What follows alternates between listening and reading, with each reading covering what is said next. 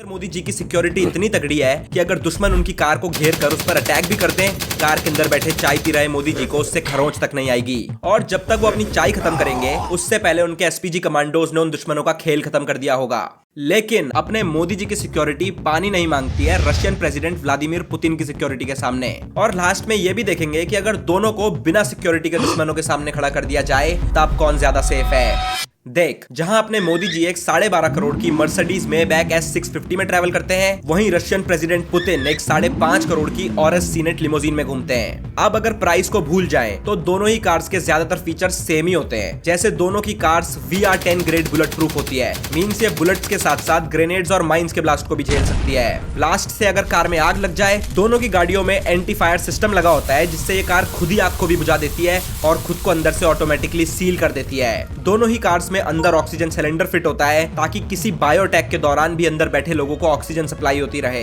लेकिन इन दोनों धुरंधरों की सिक्योरिटी सिर्फ कार से ही नहीं होती, कमांडोज से भी होती है। जहां अपने मोदी जी की सिक्योरिटी का ध्यान रखते हैं स्पेशल प्रोटेक्शन ग्रुप यानी एसपीजी कमांडोज, वहीं रशियन प्रेसिडेंट पुतिन की सिक्योरिटी का ध्यान रखते हैं प्रेसिडेंशियल सिक्योरिटी सर्विस यानी एसबीपी कमांडोज। अब ये दोनों ही कमांडोज बहुत काबिल होते हैं और हाईली ट्रेंड होते हैं हर सिचुएशन के लिए। लेकिन जहां पुतिन के कमांडोज थोड़े से आगे होते हैं मोदी जी के कमांडोज से, वो है वेपन्स में। जहां मोदी जी के एसपीजी कमांडोज यूज करते हैं F1 P90 machine gun, F1 SCAR assault rifle, Glock 19 handgun, sniper rifles, tear grenades और स्टन ग्रेनेड्स को, वहीं पुतिन के एसबीपी कमांडोज इस्तेमाल करते हैं AS वाल असॉल्ट राइफल, SR3 विखार, GSH-18 हैंड गन और एक SV98 स्नाइपर राइफल। अब डोंट गेट मी रॉन्ग, ये दोनों ही वेपन्स बहुत लीथल होते हैं, लेकिन दोनों का पर्पस बहुत अलग होता है।